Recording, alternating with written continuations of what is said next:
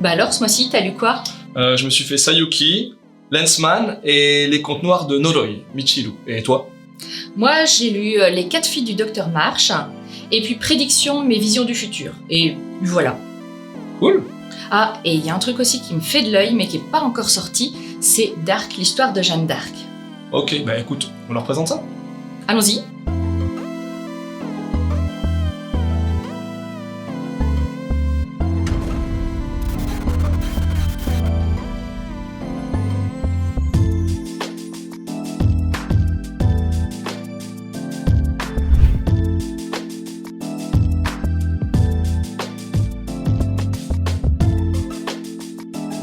Jo, Meg, Bess, Amy, ça vous dit quelque chose? 4 filles, et pas n'importe lesquelles, celles du Docteur March.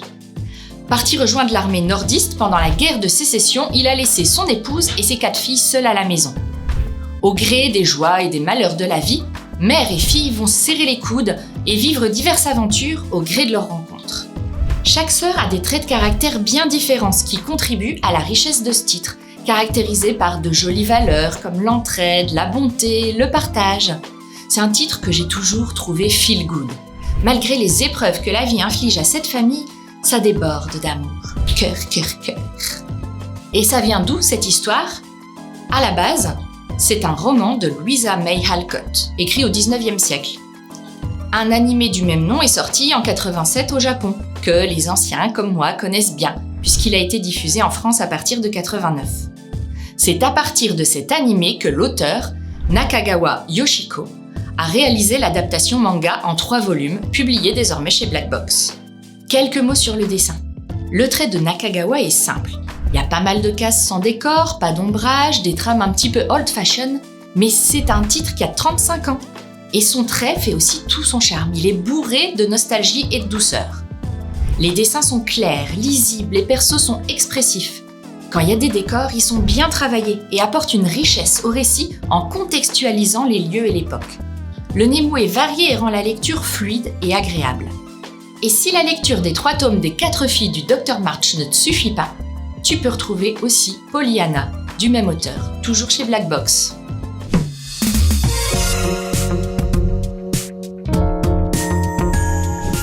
On va plonger maintenant dans le mystère et le surnaturel. En 99, la mangaka Tatsuki Ryo publie un recueil de nouvelles intitulé Watashi ga Mita Mirai. Prédiction, mes visions du futur. Elle y raconte certains rêves visionnaires qu'elle aurait faits. Chaque rêve permet d'explorer l'étrange, le mystère, les méandres des visions et de la réalité, l'horreur, le fantastique.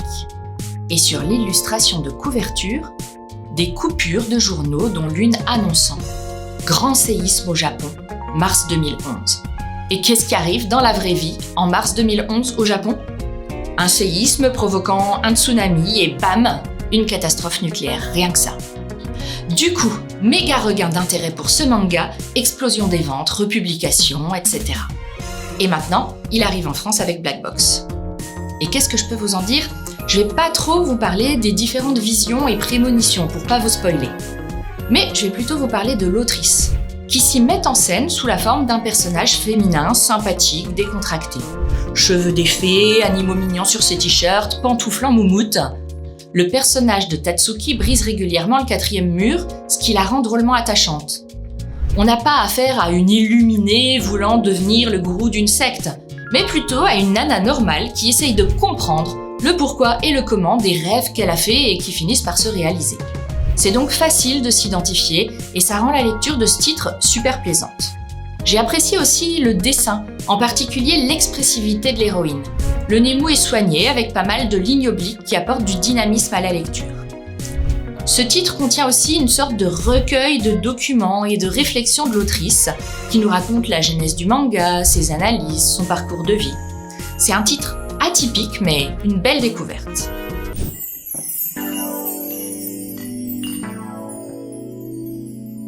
Alors, comme pour les précédents titres, bon, c'est vrai qu'on te l'avait pas dit, mais moi, j'ai pas encore lu la version papier des Contes Noirs de Noroi Michiru, car, tu le sais aussi bien que moi, imprimer en ce moment, c'est compliqué.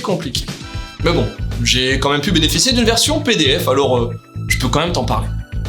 Et donc, dans les contes noirs de Noroi Michiru, il n'y a pas vraiment d'histoire, non.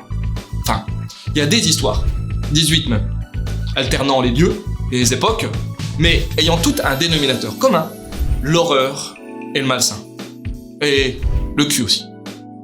Pacte avec le diable, création morbide, mutilation, automates chelous, j'en passe et des meilleurs. Enfin, des meilleurs, façon de parler. Le dessin du mangaka est vraiment minutieux et possède clairement une patte qui lui est propre. Le travail sur les contrastes, la précision des cadrages, tout est fait pour rendre ce titre malaisant au possible. En début de tome, tu auras une préface d'un des grands maîtres de l'horreur, Ito Junji, nous parlant de son admiration pour Michiru, et en fin de volume, il y aura également une longue interview du mangaka himself. Si on ajoute à ça une paire d'illustrations de malade mental, les fans de manga d'horreur en manque trouveront assurément leur dose avec ces contes noirs. Et c'est de la bonne. Crois-moi.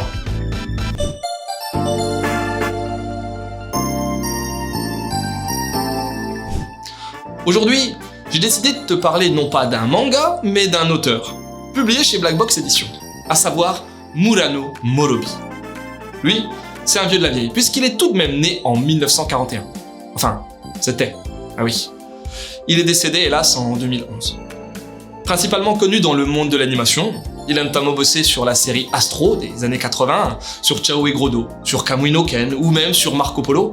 Eh bien, Murano a également une belle petite palette de réalisation en termes de manga, et ce, depuis le début des années 70.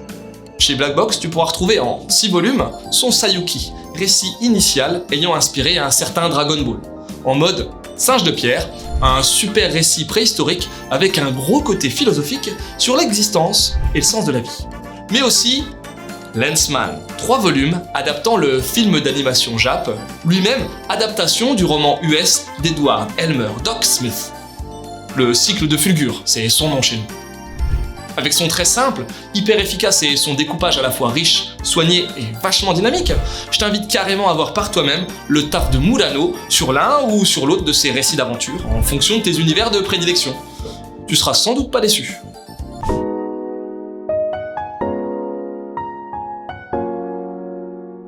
En septembre, les éditions Black Box ont annoncé un financement participatif consacré à la série Dark, histoire de Jeanne d'Arc. Il sera ouvert du 10 octobre au 4 novembre. Un récit en 2 tomes, initialement sorti en 1995, dont l'histoire s'attache aux jeunes années de la vie de Jeanne d'Arc, dans le cadre de la France médiévale du XVe siècle. Aux manettes de ce titre, un mangaka à ses heures perdues, Kondo Katsuya, surtout connu pour être une figure dans les studios Ghibli. Il a notamment travaillé sur Le Château ambulant ou Kiki la petite sorcière, ou encore le chara-design du titre Le vent se lève. Côté scénario, c'est Sakemi Kenichi qui s'y colle. Romancier, il a aussi réalisé le scénario du manga Boko Stratège ou de l'animé Comme les nuages, comme le vent, en collaboration déjà avec Kondo. Que nous réserve cette histoire de Jeanne d'Arc ? Quelques planches sont visibles sur les réseaux de Black Box. Et ça promet de l'épique, une pointe de fantastique avec un trait fin, des cases richement décorées, une variété de personnages et une petite héroïne mignonne à souhait. Allez jeter un œil.